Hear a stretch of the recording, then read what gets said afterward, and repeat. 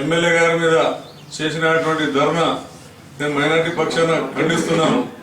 ఎందుకంటే పెద్దాపూర్లో కొంతమంది పెద్దాపూర్ నివాసులు వచ్చి కొంతమంది ఎమ్మెల్యే గారి మీద అబాండాలు వేసుకుంటూ ఆయన మీద ధర్నాలు చేసుడు, ఆయన మీద నిందలు వేసుడు, ఆయనకు కిచ్చపరిచినట్టు మాట్లాడడం అనేది కరెక్ట్ కాదు. ఇది కాకపోతే దీనికి రాజకీయం చేస్తున్నారు అనేది తెలుసు. ఈ రాజకీయం ఎవరు చేస్తున్నారు, ఎందుకు చేస్తున్నారు అనేది మనందరికీ తెలిసిన విషయమే. అది ఖచ్చితంగా పేర్లో చెప్పే అవసరం లేదు. ఇది ఓపెన్ గా కనిపిస్తున్నది. ఏ రాజకీయం ఎందుకు పోతుంది, ఎటు పోతుంది, మరి ఇసుకేకుని ఎమ్మెల్యే గారికి ఏమైనా సంబంధం ఉంటుందా, ఎవరైనా దొంగతనం చేయమని చెప్తారా? వాళ్ళు చెప్పరు. కాకపోతే ఏంటంటే ఆయన మీద నిందేయాలన్న ఉద్దేశంతో నిందేస్తూ ఆయనను ఏదో తప్పుతో పట్టియాలన్న ఆలోచనతో ఆయన మీద నిందేయడం జరిగింది. ఇది సరైన పద్ధతి కాదు. ఈ పద్ధతిని మార్చుకొని మంచిగా నడవాలని చెప్పి నేను మీ అందరి సమక్షంలో సభాముఖంగా చెప్తున్నాను. ఎందుకంటే ఒకటే ఇంట్లో తిని ఒకటే ఇంట్లో ఒక కంచంలో ఉండి ఒక మంచంలో ఉండి ఎదుటి వాళ్ళను కిచ్చపరిచినట్టు కింద మీద మాట్లాడము ఇది సరైన పద్ధతి కాదు.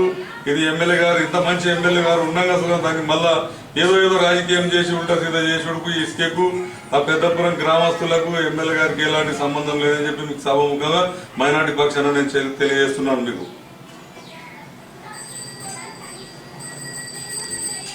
ఇప్పుడు ప్రస్తుత లక్షణాలు ఏదైతే ఈరోజు కొంతమంది పెద్దాపూర్ గ్రామస్తులు కురుట్లపట్నంలో ధర్నా చేయడం జరిగింది. మరి ఆ ధర్నాకు పెద్దాపూర్లో జరిగిన గొడవకు మా ఎమ్మెల్యే గారికి ఎలాంటి సంబంధం లేకుండా అనవసరంగా ఎమ్మెల్యే గారిపై డౌన్ అని నినాదాలు చేస్తూ ఆ గ్రామస్తులకు తోడుగా టీఆర్ఎస్ పార్టీ మరి చెప్పుకునే కురుట నాయకులు కూడా ఆ ధర్నాలో పాల్గొన్నారు. వారందరికీ నేను చెప్పేది ఏంటంటే ఎమ్మెల్యే గారు ఏదైతే కురుట్ల నియోజకవర్గాన్ని తెలంగాణ రాష్ట్రాన్ని ముందుకు నడిపిస్తున్నారు, మరి ఈ అభివృద్ధిని చూసి ఓర్వలేక కొంతమంది నాయకులతో జత కట్టి ఒక వర్గంగా ఏర్పడి ఎమ్మెల్యే గారిని కించపరచాలనే ఉద్దేశంతో చేస్తున్నారు.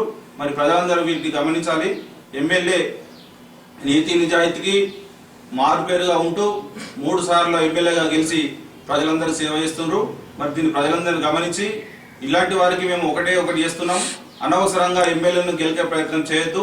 ఎమ్మెల్యే గారు నిజాయితీ పరుడు, అనవసరమైన దాంట్లో ఎప్పుడు కూడా వేలు పెట్టలేదు.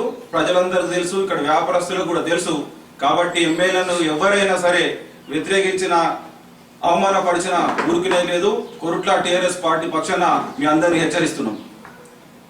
ఇప్పుడు గౌరవ మున్సిపల్ చైర్మన్ గారు మాట్లాడాల్సింది కోరుతున్నాం. ఈరోజు కురుట్ల పట్టణంలో ధర్నాని ప్రోగ్రాం పెట్టి ధర్నా చేయడం జరిగింది. దీనిలో పెద్దాపూర్ నుంచి కొంచెం మంది వ్యక్తులు వారు కూడా అధికార పార్టీ మనుషులు అని చెప్పుకుంటూ ఒక ధర్నా చేయడం జరిగింది.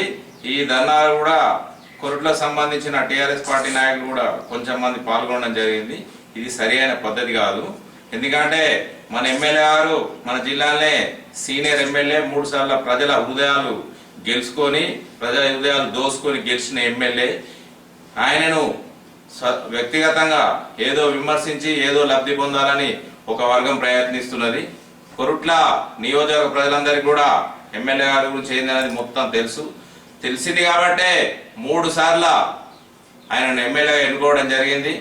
నీతికి నిజాయితీకి మార్పేరు అని అంటేనే మన కల్వకుంట్ల విద్యాసాగర్ అని మన ప్రజలందరికీ కూడా తెలుసు.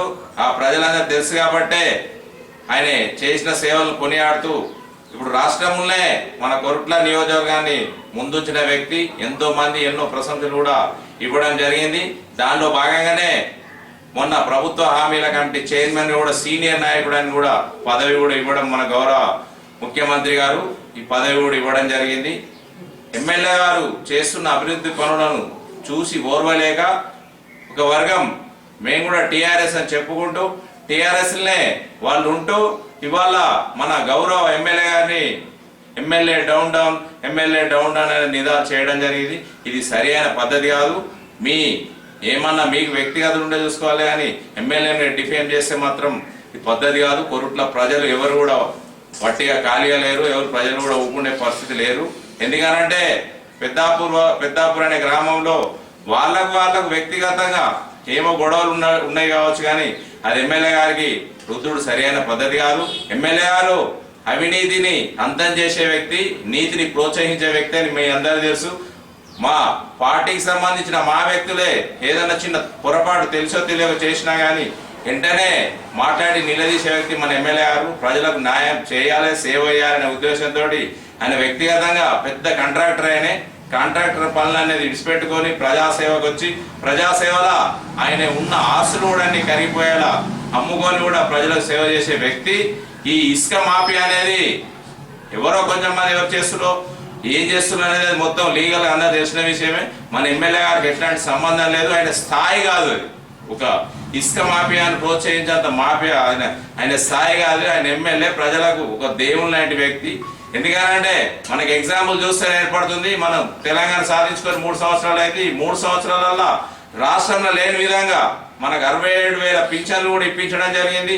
ఎన్నో రకాలుగా సంక్షేమ పథకాలు ప్రజల్లో తీసుకుపోవాలని తపనతోటి ఆయనకు వ్యక్తిగతంగా ఏం పనులు లేవు. కాన్స్టిట్యూషన్ లా ఉండే వ్యక్తి ఈయననే. ప్రతిరోజు చూడండి మీడియాలో ఎక్కడో ఒకసారి ఎమ్మెల్యే గారు ఏదో ఒక ప్రోగ్రాం ఉంటుంది. ఈ యొక్క అభివృద్ధిని ఈయన చేసే పనులను తట్టుకోలేక ఒక వర్గం ఇలా ఎమ్మెల్యేని ఏదో డిఫేమ్ చేయాలనే ఉద్దేశంతో చేస్తుంది. దీన్ని కోరుట్ల కాన్స్టిట్యూషన్ ప్రజలు, కోరుట్ల ప్రజలు ఎట్టి పరిస్థితుల్లో అవ్వకుండారు. మీ పద్ధతులు మార్చుకోవాలని మేము కోరుచున్నాం.